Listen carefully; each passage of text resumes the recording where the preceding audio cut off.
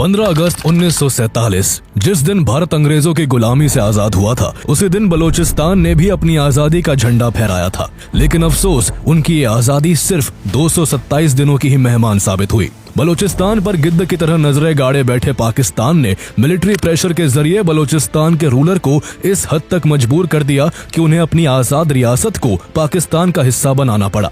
इसके बदले में पाकिस्तान ने बलोचों को हर तरह की स्वतंत्रता देने का वादा किया था, लेकिन ये वादे जल्द ही खोखले साबित हुए। समय के साथ पाकिस्तान ने न सिर्फ यहाँ के लोगों से उनके अधिकार छीने, बल्कि उनकी संस्कृति, परंपरा और पहचान को मिटाने के लिए अत्याचार की सभी सीमाएं लांघ दी। हजारों बलोच लोगों को सिर्फ इसलिए मार दिया गया क्योंकि उन्होंने आजादी शब्द को अपनी जुबान पर लाया था। घर लूटे गए, बच्चों को माँ बाप के सामने मार दिया गया और महिलाओं के साथ ऐसी दरिंदगी की गई जिसने इंसानियत को भी शर्मिंदा कर दिया। दशकों से बलोच लोगों का इतना शोषण होता आया है कि नेचुरल रिसोर्सेज से भरपूर बलूचिस्तान आज पाकिस्तान का सबसे अंडर डेवलप्ड प्रोविंस बन चुका है। यहाँ की जमीन सोना तो उगलती है, लेकिन लोग भूखे पेट, टूटी उम्मीदों और गुलामी की जंजीरों में जीने को मजबूर है। यही वजह है कि पाकिस्तान के अत्याचारों के खिलाफ बलोचों के सीने में जल रही आजादी की चिंगारी अब ज्वाला का रूप ले चुकी है। पाकिस्तान के साथ सीधी टक्कर के लिए बलोचों ने अपनी खुद की आर्मी तैयार कर ली है और पाकिस्तान के सरकारी ठिकानों और नेचुरल रिसोर्सेज से भरे ट्रकों पर टारगेटेड अटैक्स कर उन्होंने दिखा दिया है कि अब वो चुप नहीं बैठेंगे। बलोच आंदोलन की ये लड़ाई आज की नहीं है, बल्कि 1948, 1958, 1962,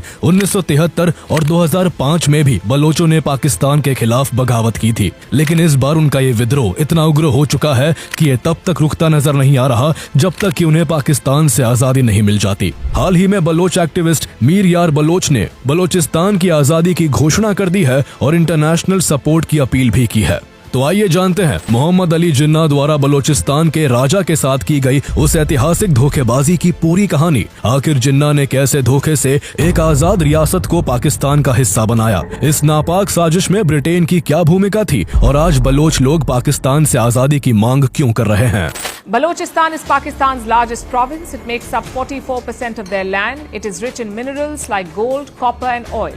In a meeting held in October 1947, it was then Jinnah who suspiciously asked Khan to merge Kalat with Pakistan. Khan rejected Jinnah's claim as being betrayed by him and sought support but had to yield. Balochistan people want independence from Pakistan.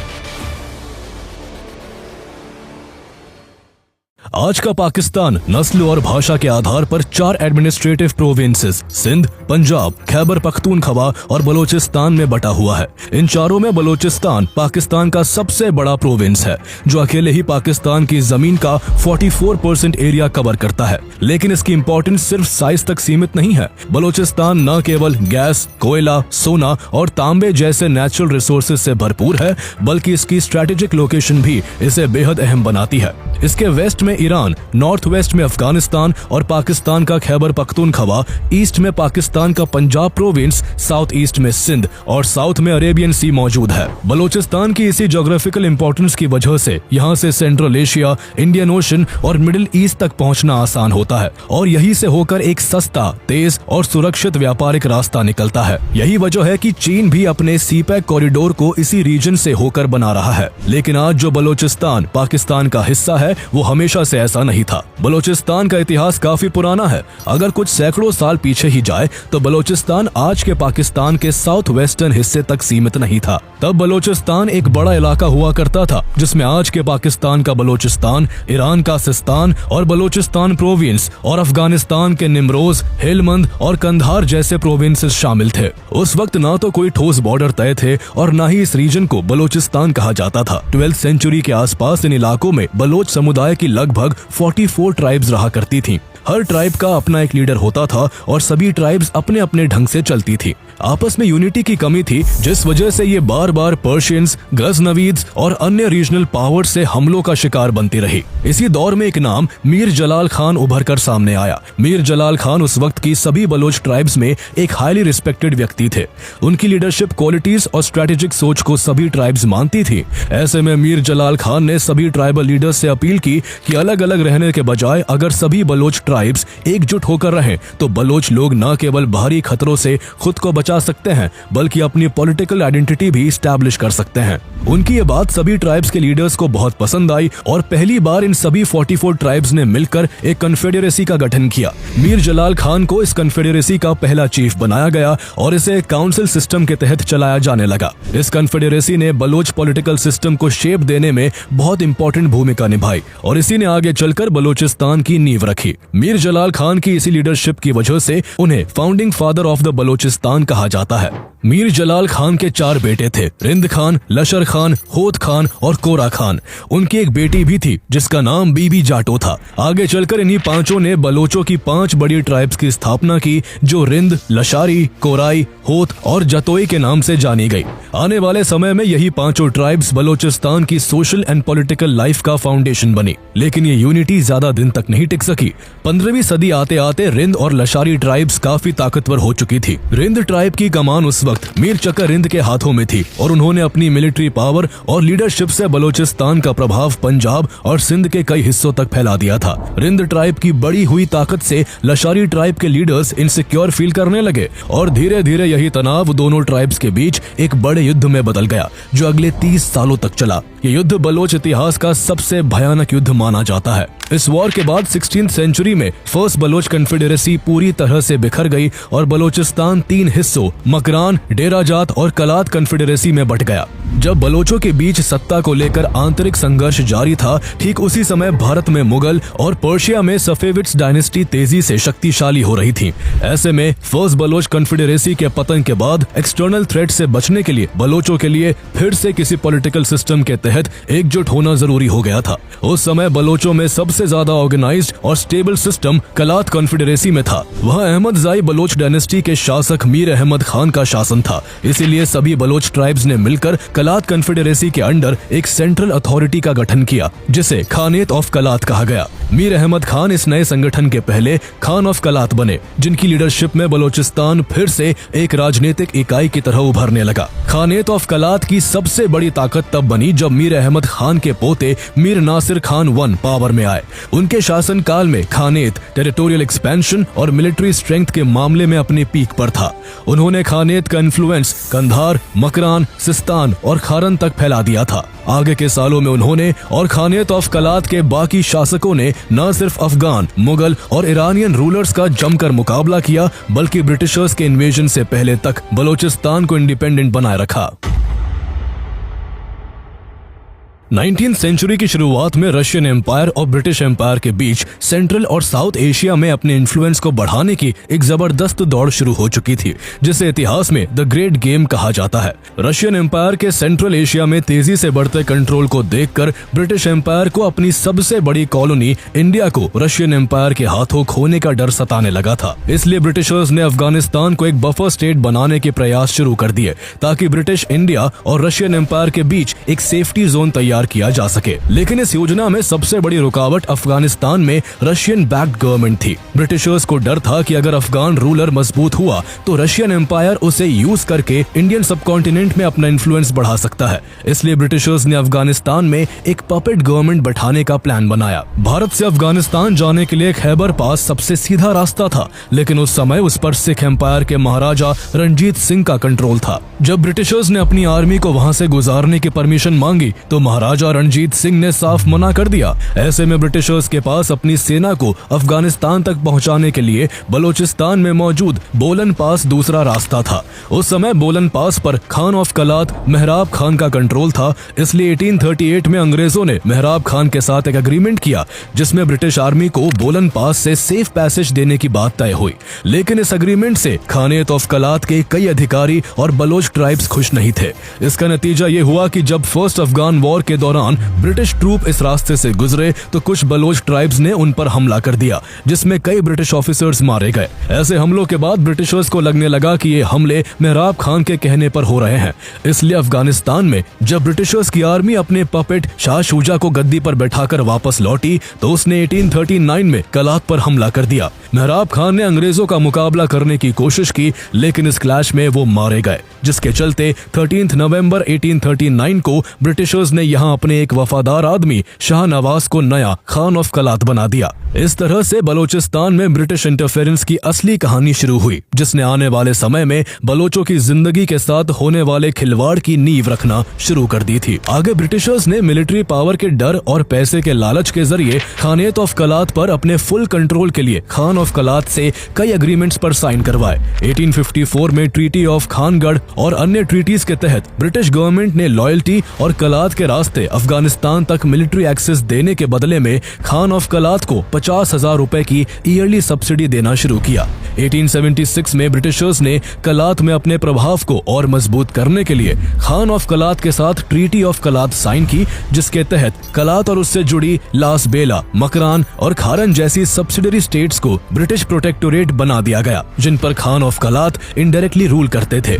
इसके साथ ही Britishers ने कलात को सिक्किम और भूटान की तरह category B में रखते हुए इंटरनल ऑटोनॉमी ग्रांट की और खान ऑफ कलात को हर साल दी जाने वाली सब्सिडी को 50,000 से बढ़ाकर 1 लाख रुपए कर दिया गया। इस ट्रीटी के बाद कलात स्टेट के एक्सटर्नल अफेयर्स पूरी तरह ब्रिटिश कंट्रोल में आ गए और ब्रिटिशर्स को कलात के अंदर ट्रूप्स रखने का अधिकार मिल गया। इतना ही नहीं, अंग्रेजों ने बलोचों के कुछ नदर्न हिस्से को सीधे तौर पर अपने कब्जे में ले लिया, जिसे ब्रिटिश बलूचिस्तान के नाम से जाना गया। ब्रिटिशर्स ने न सिर्फ बलोचों की जमीन को तोड़ा, बल्कि उनके आसपास के देशों पर्शिया और अफगानिस्तान से बाउंड्रीज ड्रॉ करते हुए दोनों ही देशों के शासकों को खुश करने के लिए बलूचिस्तान के कुछ हिस्से दे दिए गए, ताकि वो यहाँ रशियन इन्फ्लुएंस को रोकने में ब्रिटिशर्स की मदद करे। एक और जहाँ 1871 में गोल्डस्मिथ लाइन खींचकर बलूचिस्तान का 1/4 हिस्सा पर्शिया को दे दिया गया, तो वही बलूचिस्तान का कुछ हिस्सा अफगानिस्तान के हिस्से चला गया। इस तरह ब्रिटिश एम्पायर ने अपने स्ट्रेटेजिक इंटरेस्ट के लिए न सिर्फ बलूचिस्तान की ज्योग्राफी को टुकड़ों में बांटा, बल्कि वहाँ की पॉलिटिकल यूनिटी को भी बर्बाद कर दिया। ब्रिटेन ने यहाँ भारत की आजादी तक अपना प्रेजेंस बनाए रखा। साल 1946 में ब्रिटेन ने जब भारत को आजाद करके उसे सत्ता सौंपने और प्रिंसली स्टेट्स के भविष्य को लेकर कैबिनेट मिशन को भारत भेजा, तो अहमद यार खान, जो उस समय खान ऑफ कलात थे, उन्होंने साफ कर दिया कि वो कलात की सोवेरेनिटी को बनाए रखना चाहते हैं। चूंकि ये इलाका ब्रिटिश रूल से सिर्फ ट्रीटी के साथ जुड़ा हुआ था, इसलिए अहमद यार खान का ये स्ट्रॉन्ग आर्ग्यूमेंट था कि कलात को इंडिया के प्रिंसली स्टेट्स की तरह ट्रीट ना किया जाए और उसको एक स्वतंत्र राष्ट्र की तरह रखा जाए। उनके स्टांस को मोहम्मद अली जिन्ना ने पूरी तरह सपोर्ट किया। जिन्ना ने अपनी बातों से अहमद यार खान का इस कदर भरोसा जीत लिया कि जब अपने हक की बात रखने की बारी आई, तो अहमद यार खान ने अपने केस को ब्रिटिशर्स के सामने रखने के लिए अपने किसी ऑफिशियल को नहीं, बल्कि जिन्ना को अपना लीगल एडवाइजर और रिप्रेजेंटेटिव बनाकर भेज दिया। उन्हें जरा भी अंदाजा नहीं था कि उनका ये फैसला उनके लिए कितना भारी पड़ने वाला है। ब्रिटिशर्स उस समय यहाँ के चारों प्रिंसली स्टेट्स कलात, खारन, लास बेला और मकरान को बाकी प्रिंसली स्टेट्स की तरह इंडिया और पाकिस्तान में से किसी एक को चुनने या फिर इंडिपेंडेंट रहने का ऑप्शन देना चाहते थे। लेकिन जिन्ना ब्रिटिश ऑफिशियल से अहमद यार खान के केस की पैरवी करते रहे और उन्होंने कलात और ब्रिटेन के बीच हुई ट्रीटीज का हवाला देते हुए एक मेमोरेंडम तैयार किया। जिन्ना का तर्क था कि कलात ब्रिटेन के सब्सिडरी अलायंस के तहत एक सेल्फ गवर्निंग स्टेट रहा है, इसलिए कलात को एक अलग देश बनाना चाहिए। हालांकि कैबिनेट मिशन में इस मुद्दे पर कोई फाइनल डिसीजन नहीं हो सका, लेकिन इसको लेकर 4 अगस्त 1947 को दिल्ली में एक हाई लेवल मीटिंग होती है, जिसमें British viceroy lord Mountbatten, Khan of Kalat, Jinnah और जवाहरलाल नेहरू शामिल होते हैं। इस मीटिंग में जिन्ना फिर से कलात की सोवरेन स्टेटस को एंडोर्स करते हैं और बाकी तीनों प्रिंसली स्टेट्स खरान, लास बेला और मकरान को कलात में ही मर्ज करके कंप्लीट बलूचिस्तान को इंडिपेंडेंट बनाने की वकालत करते हैं। इसका नतीजा ये हुआ कि सभी कलात की इंडिपेंडेंस पर सहमत हो गए और 11 अगस्त 1947 को कलात और पाकिस्तान गवर्नमेंट के बीच स्टैंड स्टिल एग्रीमेंट हुआ, जिसमें पाकिस्तान ने कलात की सोवरेनिटी को हमेशा रिस्पेक्ट करने का वादा किया। जिन्ना ने ये जो कलात को लेकर अच्छा बनने का नाटक किया था, उसके पीछे उनकी असली मंशा ये थी कि फ्यूचर में इंडिया कलात पर कोई क्लेम ना कर सके और वो इसे इवेंचुअली इंडिया के हस्तक्षेप के बिना पाकिस्तान में मर्ज करवा सके। लेकिन अहमद यार खान जिन्ना की इस दोहरी रणनीति को समझ नहीं सके और उनकी चाल में फंसकर जल्दी ही इसकी एक बड़ी कीमत चुकाने वाले थे। जिस दिन भारत ने अपनी आजादी की घोषणा की, उसी दिन अहमद यार खान ने कलात को इंडिपेंडेंट नेशन डिक्लेयर करते हुए अपना झंडा फहरा दिया। खान ऑफ कलात अपनी आजादी से फूले नहीं समा रहे थे, लेकिन उन्हें कहां पता था कि उनकी ये आजादी सिर्फ कुछ महीनों की मेहमान है। इसके बाद ब्रिटेन ने कलात के मुद्दे पर पाकिस्तान को ओपनली सपोर्ट करना शुरू कर दिया। ब्रिटेन को डर था कि कहीं वीक कलात में यूएसएसआर का इन्फ्लुएंस ना हावी हो जाए। अगर ऐसा होता तो ईरान में ब्रिटिशर्स के पॉलिटिकल एंड ऑयल इंटरेस्ट खतरे में आ सकते थे। इसी वजह से 12 सितंबर 1947 को ब्रिटेन ने एक मेमोरेंडम इशू किया जिसमें कहा गया कि कलात एक इंडिपेंडेंट स्टेट के रूप में इंटरनेशनल रिस्पॉन्सिबिलिटीज फुलफिल करने के लिए केपेबल नहीं है। इससे जिन्ना के मंसूबों को पंख लग गए और उन्होंने मौका देखते ही अक्टूबर 1947 में खान ऑफ कलात से बलूचिस्तान को पाकिस्तान में मर्ज करने की रिक्वेस्ट की। लेकिन खान ने जिन्ना की इस गुजारिश को ये कहकर ठुकरा दिया कि बलूचिस्तान कई ट्राइब्स की जमीन है और वो कोई भी डिसीजन लेने से पहले ट्राइबल लीडर्स से कंसल्ट करना चाहेंगे। जिन्ना के प्रपोजल पर खान ऑफ कलात ने लेजिस्लेचर्स मीटिंग बुलाई जिसमें वहां की पार्लियामेंट के दोनों हाउसेस ने न केवल पाकिस्तान में कलात के मर्जर के प्रपोजल का विरोध किया बल्कि उन्होंने इसे पुराने एग्रीमेंट का अपमान भी बताया। लेकिन जिन्ना इससे पहले ही एक चाल चल चुके थे। वो कलात के 3 एसोसिएटेड प्रिंसली स्टेट्स खारन, लासबेला और मकरान के सरदारों को पहले ही बड़ी चालाकी से पाकिस्तान में मिलने के लिए मना चुके थे। अब अहमद यार खान पर चारों तरफ से प्रेशर बढ़ने लगा था। उन्हें ये खतरा सताने लगा कि पाकिस्तान जल्द ही मिलिट्री एक्शन ले सकता है। ऐसे में उन्होंने अपने commander in chief brigadier general Parvez को आर्म्स एंड एम्यूनिशन की व्यवस्था करने का आदेश दिया। लेकिन दिसंबर 1947 में जब उन्होंने लंदन जाकर Commonwealth relations office and the ministry of supply से आर्म्स की डिमांड की तो अंग्रेजों ने साफ मना कर दिया कि पाकिस्तान गवर्नमेंट के अप्रूवल के बिना कलात को कोई मिलिट्री सपोर्ट नहीं दिया जा सकता। ब्रिटेन के इस कदम से जिन्ना को और बढ़ावा मिला और 18 मार्च 1948 को उन्होंने आधिकारिक रूप से खारन, लासबेला और मकरान को कलात से अलग कर पाकिस्तान में मर्ज करवा लिया। अब अहमद यार खान के पास कोई रास्ता नहीं बचा था। उन्होंने थक हार कर इंडियन अथॉरिटीज और अफगान किंग से मदद मांगी लेकिन उन्हें कोई हेल्प नहीं मिल सकी। पाकिस्तान ने इस मौके का फायदा उठाते हुए 26 मार्च 1948 को अपनी आर्मी को कोस्टल एरियाज पसनी, जिवानी और तुर्बत की तरफ मार्च करने का आदेश दे दिया। इसके बाद अगले ही दिन 27 मार्च 1948 को अहमद यार खान से फोर्सफुली इंस्ट्रूमेंट ऑफ एक्सेशन पर साइन करवा लिए गए और कलात ऑफिशियली पाकिस्तान का हिस्सा बन गया। इस तरह मोहम्मद अली जिन्ना ने साम दाम दंड भेद हर तरीका अपनाकर पूरे बलूचिस्तान को अपने कंट्रोल में ले लिया। मोहम्मद अली जिन्ना के धोखे और दबाव से बलूचिस्तान पाकिस्तान का हिस्सा बन तो गया था लेकिन बलोच लोग इस जबरन हुए मर्जर से बिल्कुल भी खुश नहीं थे।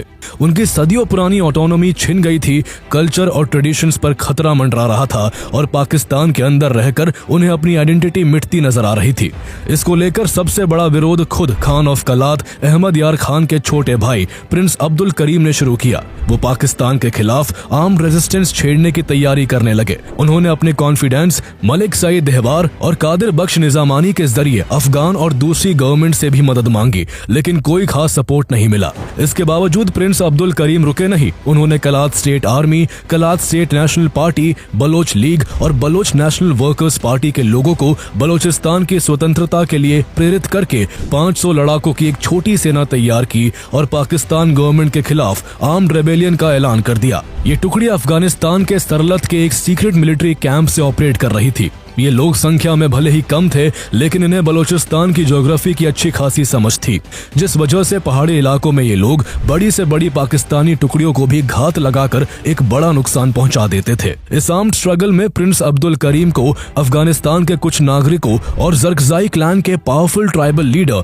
मीर गोहर खान जहरी का भी साथ मिला। इस हौसले से लबरेज होकर उन्होंने बलूचिस्तान के झालावान रीजन पर हमला बोला। इस तरह प्रिंस करीम 1 साल तक बहादुरी से लड़े और पाकिस्तानी सरकार की नाक में दम करके रख दिया। आखिरकार थक हार कर पाकिस्तानी नेताओं ने प्रिंस अब्दुल करीम को एक संदेश भेजा जिसमें उन्हें बातचीत के लिए इनवाइट किया गया। कुरान की कसम खाकर उनसे वादा किया गया कि अगर वो बातचीत के लिए आएंगे तो उनकी मांगों को ध्यान में रखा जाएगा और उन्हें गिरफ्तार भी नहीं किया जाएगा। प्रिंस अब्दुल करीम ने भी इस्लाम और कुरान की इज्जत करते हुए भरोसा किया और वार्ता के लिए कलात लौट आए। लेकिन जैसे ही प्रिंस लौटे पाकिस्तान ने कुरान की कसम को तोड़ते हुए उन्हें और उनके साथियों को गिरफ्तार करके जेल में डाल दिया और इस विद्रोह को बेरहमी और बेईमानी से कुचल डाला। इस क्रैकडाउन के बाद कई सालों तक बलूचिस्तान में कोई बड़ा विद्रोह नहीं हुआ लेकिन 1955 में एक बार फिर हालात बदलने लगे। उस समय पाकिस्तान वेस्ट पाकिस्तान और ईस्ट पाकिस्तान इन 2 हिस्सों में बटा हुआ था। वेस्ट वेस्ट पाकिस्तान में 4 प्रांत Sindh, north west frontier province यानी NWFP, पंजाब और बलोचिस्तान प्रोविंस थे। इन्हें यूनिफाई करने के नाम पर पाकिस्तान गवर्नमेंट 1 यूनिट स्कीम लेकर आई, जिसके तहत वेस्ट पाकिस्तान के चारों प्रांतों को मर्ज करके ईस्ट पाकिस्तान की तरह एक सिंगल प्रोविंस बना दिया गया। लेकिन बलोचिस्तान के लोग इस स्कीम के खिलाफ थे, क्योंकि 1 यूनिट स्कीम लागू होने का मतलब था कि बलोचिस्तान अपनी आइडेंटिटी, पॉलिटिकल पावर और कल्चरल यूनिकनेस पूरी तरह खो देता। और चूंकि सेंट्रल गवर्नमेंट पर पंजाब प्रोविंस के नेताओं का दबदबा था, इसलिए बलोचों को डर था कि ये स्कीम उन्हें पॉलिटिकली इररिलेवेंट करने की चाल है।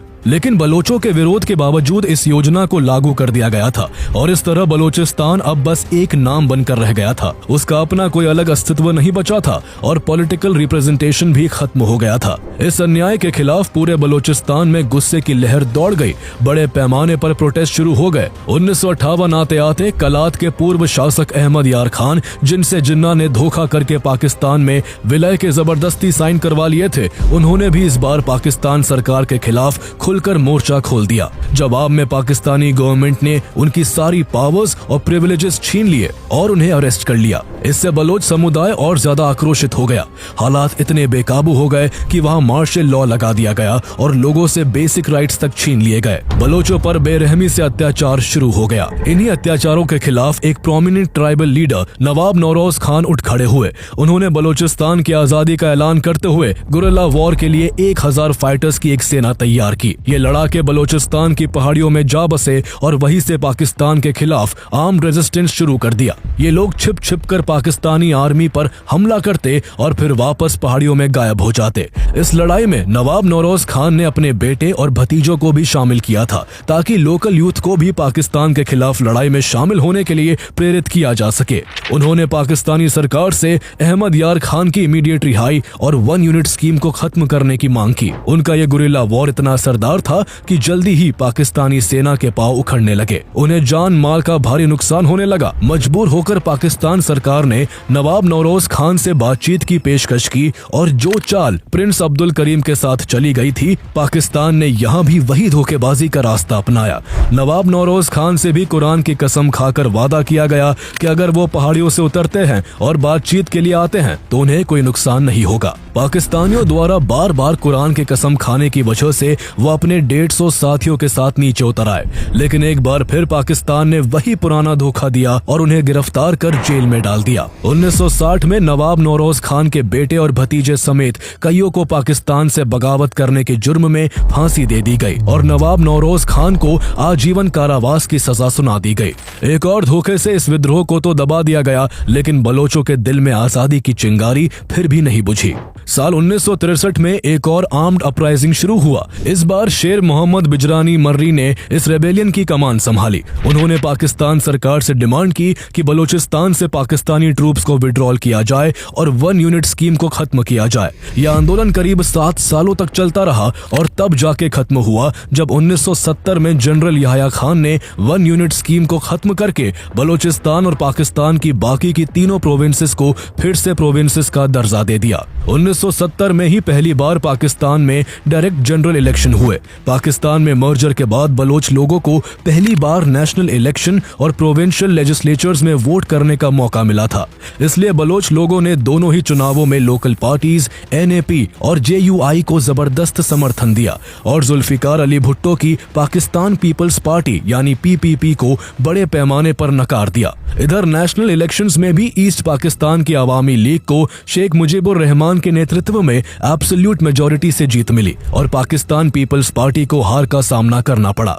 लेकिन इस हार से बौखलाए जुल्फिकार अली भुट्टो पावर ट्रांसफर को तैयार नहीं हुए और इसी के चलते ईस्ट पाकिस्तान में आजादी की मांग जोर पकड़ने लगी, जो बाद में 1971 के युद्ध और बांग्लादेश के निर्माण में बदल गई। ईस्ट पाकिस्तान के अलग हो जाने से पाकिस्तान का पुराना संविधान रद्द हो गया और एक नया संविधान बनाने की जरूरत पड़ी। इस प्रक्रिया में बलूचिस्तान की जो NAP और JUI जैसी पार्टियां थी, उनकी अहम भूमिका होने वाली थी। इसलिए 1948 के मर्जर के पूरे 25 साल बाद बलोच लोगों को उनके ही प्रोविंस में सरकार बनाने का पहली बार मौका दिया गया और NAP पार्टी के नेता अताउल्ला मेंगल को बलूचिस्तान का पहला इलेक्टेड चीफ मिनिस्टर बनाया गया। बलोच समुदाय को लगा कि अब उनके अधिकार अधिकार और पहचान को मान्यता मिल गई है, लेकिन असल में ये पाकिस्तान सरकार की एक बड़ी पॉलिटिकल चाल थी। 1973 में जैसे ही नया संविधान लागू हुआ, जुल्फिकार अली भुट्टो पाकिस्तान के प्राइम मिनिस्टर बने और उन्होंने तुरंत फरवरी 1973 में बलूचिस्तान की सरकार पर फॉरेन पावर्स के साथ मिलकर कॉन्स्पिरेसी करने का आरोप लगाते हुए उसे डिसमिस कर दिया। इसके साथ ही बलोचों की NAP पार्टी को बैन कर दिया गया। इस फैसले से पूरे बलूचिस्तान के लोग गुस्से से भर गए और पाकिस्तानी गवर्नमेंट के खिलाफ सड़कों पर उतर आए। जुल्फिकार अली भुट्टो ने प्रोटेस्ट को दबाने के लिए पूरे बलूचिस्तान में आर्मी डिप्लॉयमेंट कर दी। 4 सालों तक पाकिस्तानी सेना और बलोचों के बीच खूनी लड़ाई चलती रही। इस दौरान पाकिस्तानी सेना ने 5500 बलोच लोगों की जान ले ली। वही बलोच गुरिल्लास ने भी करीब 3000 पाकिस्तानी सैनिकों को मौत के घाट उतार दिया।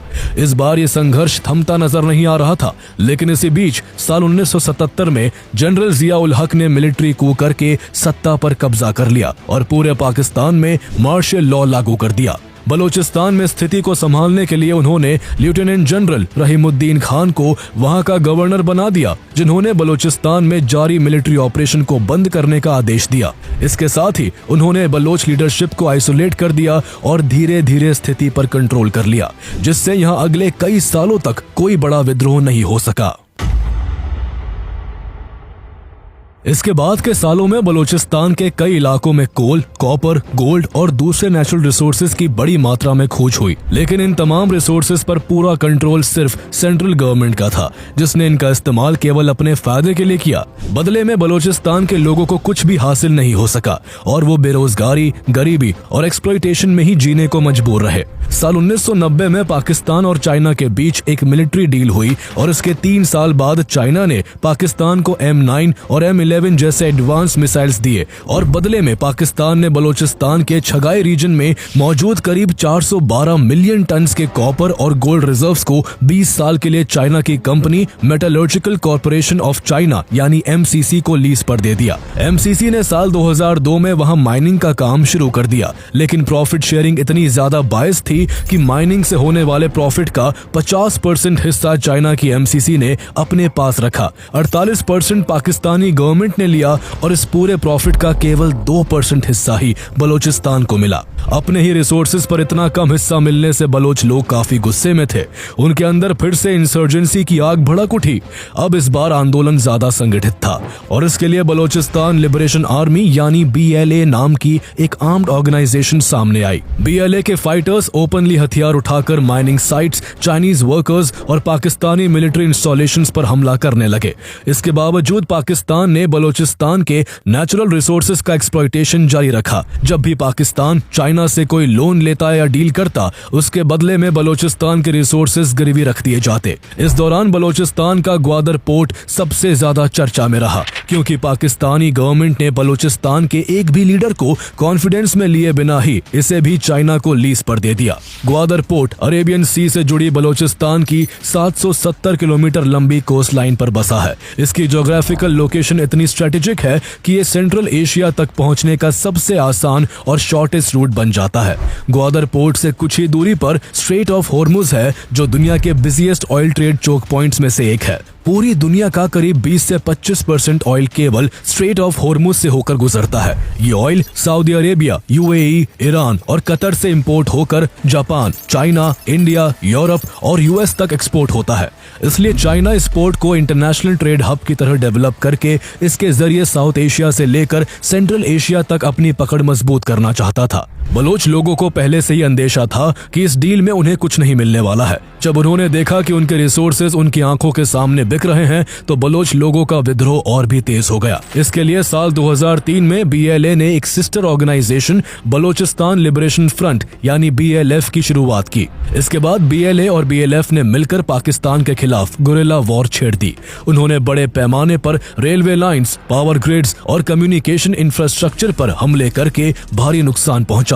मई 2004 में BLF ने ग्वादर पोर्ट पर काम कर रहे 3 चाइनीज इंजीनियर्स को भी मार गिराया। ये रेवेलियन इतना बड़ा पड़ा था कि कभी बलोचिस्तान के गवर्नर और चीफ मिनिस्टर रहे नवाब अकबर खान बुख्ती भी अनएम्प्लॉयमेंट और लैंड लीज के मुद्दे को लेकर पाकिस्तानी गवर्नमेंट के खिलाफ खड़े हो गए थे। दिसंबर 2005 में बलोच इंसर्जेंट्स ने प्रेसिडेंट परवेज मुशर्रफ की एक सभा पर रॉकेट से हमला कर दिया। इसके जवाब में परवेज मुशर्रफ ने full scale military operation launch कर दिया और अगस्त 2006 में नवाब अकबर खान बुख्ती समेत BLA और BLF के कई लड़ाकों को बेरहमी से मार दिया गया। अकबर बुख्ती की मौत ने पूरे बलोचिस्तान को झकझोर दिया था। साल दर साल बीतते गए और बलोचिस्तान के कई अहम इलाकों और रिसोर्सेज पर धीरे धीरे चाइना का कब्जा होता गया। साल 2015 में चाइना ने पाकिस्तान के साथ China Pakistan economic corridor CPEC की शुरुआत की। करीब $60 बिलियन की लागत वाला ये इंफ्रास्ट्रक्चर प्रोजेक्ट चाइना के काशगढ़ से बलोचिस्तान के ग्वादर पोर्ट तक 3000 किलोमीटर लंबा कॉरिडोर है। इस प्रोजेक्ट के चलते चाइना और पाकिस्तान सड़कों, रेलवे लाइन और पाइपलाइन के जरिए एक दूसरे से जुड़ रहे थे, लेकिन इस प्रोजेक्ट की कीमत सबसे ज्यादा बलोच लोगों को चुकानी पड़ी। इस कॉरिडोर को सफल बनाने के लिए पाकिस्तान गवर्नमेंट ने बलोच लोगों पर जुल्म की सारी हदें पार कर दी। हजारों लोगों को उनके घर छोड़ने पर मजबूर कर दिया गया। सैकड़ों गांव जला दिए गए और यहाँ लोकल लोगों की एंट्री बैन कर दी गई। लोकल लोगों के छोटे मोटे रोजगार भी मिट्टी में मिला दिए गए और जो जॉब्स इस प्रोजेक्ट में निकली उनमें भी बलोच युवाओं को नहीं लिया गया। सारी नौकरियां चाइनीज वर्कर्स और पाकिस्तान के पंजाब प्रोविंस से लाए गए लोगों को दे दी गई। CPEC को स्मूथ चलाने के लिए पूरे इलाके को मिलिट्री जोन बना दिया गया। बलोचों पर किए जा रहे अत्याचार को छुपाने के लिए पाकिस्तान ने लोकल और इंटरनेशनल मीडिया के बलोचिस्तान में घुसने पर भी रोक लगा दी। इसलिए एक तरफ जहां बलोच नेशनल मूवमेंट BNM जैसे political groups awareness campaigns, press releases और पीसफुल प्रोटेस्ट के जरिए दुनिया का ध्यान बलोचिस्तान में इस ह्यूमन राइट्स क्राइसिस की तरफ खींचने लगे, तो वहीं दूसरी ओर इंसर्जेंट ग्रुप BLA पाकिस्तान और चाइना की ज्यादतियों का हथियारों से सामना करता रहा। अगस्त 2018 में BLA ने दलबंदिन एरिया में कई चाइनीज इंजीनियर्स की हत्या कर दी और फिर नवंबर 2018 में कराची के हाई सिक्योरिटी चाइनीज कॉन्सुलेट पर हमला करके साफ कर दिया कि अब बलोचिस्तान अपने हक के लिए किसी भी हद तक जा सकता है। इन दोनों हमलों के बाद BLA के एक्स चीफ असलम बलोच ने एक वीडियो जारी करके चाइना को सीधी धमकी देते हुए कहा कि या तो बलोचिस्तान छोड़ दो या फिर बलोच लोगों के गुस्से का सामना करने के लिए तैयार रहो। बलोचिस्तान में एक्टिव अलग अलग इंसर्जेंट ग्रुप समझ गए हैं कि अगर उन्हें आजादी चाहिए तो एकजुट होना होगा। इसी के चलते छोटे छोटे ग्रुप्स को एक साथ लाने की कोशिश की गई और 2018 में बलूच राजी अजोई संगर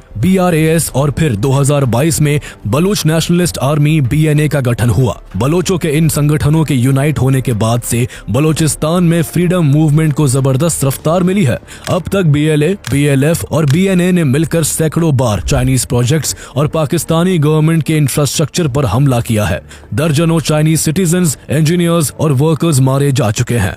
चाइना को कई प्रोजेक्ट्स रोकने पड़े हैं और कई की स्पीड ड्रास्टिकली स्लो हो गई है। बलोचिस्तान के ये रेबल ग्रुप्स पाकिस्तानी आर्मी से इस इंटेंसिटी के साथ लड़ रहे हैं कि ऐसा लगता है जैसे दो देशों की सेनाएं लड़ रही हो। पिछले कुछ सालों से बलोच फाइटर्स ने पाकिस्तान के दूसरे प्रांतों से आने वाले लोगों को भी निशाना बनाना शुरू कर दिया है। नवंबर 2024 में BLA ने क्वेटा रेलवे स्टेशन पर धमाका करके 30 लोगों की जान ले ली और 11 मार्च 2025 को क्वेटा से पेशावर जा रही जाफर एक्सप्रेस को हथियारों के बल पर हाईजैक कर लिया। इन घटनाओं के बाद से बलोचिस्तान में सिक्योरिटी कई गुना बढ़ा दी गई, लेकिन इसके बावजूद पाकिस्तान बलोच फ्रीडम मूवमेंट को रोकने में नाकाम रहा है। अब हालात यहाँ तक पहुँच चुके हैं कि बलोचिस्तान पाकिस्तान से नियर फ्यूचर में टूटता नजर आ रहा है। पाकिस्तान इन हालात से 1971 में भी गुजर चुका है, जब ईस्ट पाकिस्तान ने आजादी की लड़ाई लड़ी थी।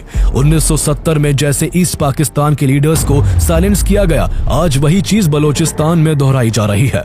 जैसे तब फंडिंग रोकी गई थी, आज बलोचिस्तान में भी वही हाल है और पाकिस्तान का सबसे रिसोर्सफुल प्रोविंस होने के बाद भी बलोचिस्तान उसका सबसे पिछड़ा हुआ प्रांत बना हुआ है। हाल यह है कि बलोचिस्तान की 70% पॉपुलेशन गरीबी रेखा से नीचे जिंदगी जी रही है। 1971 में ऑपरेशन सर्च लाइट के दौरान जैसे ईस्ट पाकिस्तान में नेताओं और लोगों की बेरहमी से हत्याएं हुई थी, ऐसे ही बलोचिस्तान में से हजारों लोगों को गायब कर दिया गया है। इसलिए 1971 में जैसे अपनी मनमानी और तानाशाही के चलते पाकिस्तान ने ईस्ट पाकिस्तान को खोया था, वैसे ही वो बलोचिस्तान को भी खोने की कगार पर आ चुका है।